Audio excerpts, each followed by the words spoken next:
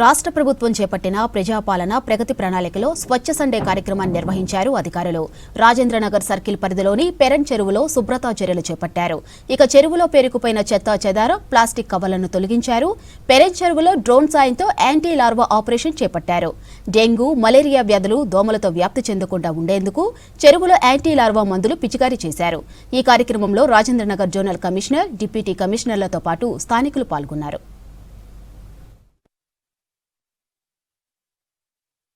మనకి ALO operations అంటే usually vector born control activities అని చేస్తూ ఉంటాం జిహెచ్ఎంసీ తరఫున.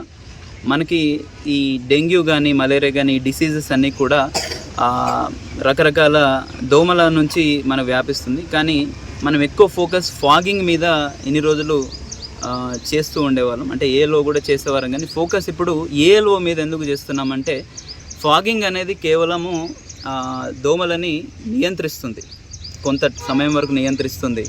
కానీ ఏఎల్ఓ ఆపరేషన్స్ అసలు దోమలు రాకుండా, అంటే దోమలు ఎవాల్వ్ అవ్వకుండా గ్రోత్నే రిస్ట్రిక్ట్ చేసే యాక్టివిటీ కాబట్టి వాటికి ప్రయారిటీ చేస్తున్నాం.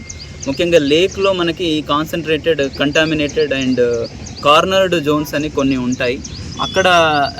అక్కడ స్ట్రాటజిక్గా ఏదైతే ఒక 5 minutesలో 10 లీటర్స్ని మనము స్ప్రే చేయడం జరుగుతుంటుంది. అలాంటివి రెగ్యులర్ ఇంటర్వెల్స్లో అసలు ఏఎల్ఓ ఆపరేషన్స్ ద్వారా మనకి ఆ లార్వా అడల్ట్ స్టేజ్లోకి రాకుండా చూసుకునే ప్రాసెస్ని ఎఫెక్టివ్గా జేసీఎంసీ టీం చేస్తున్నారు.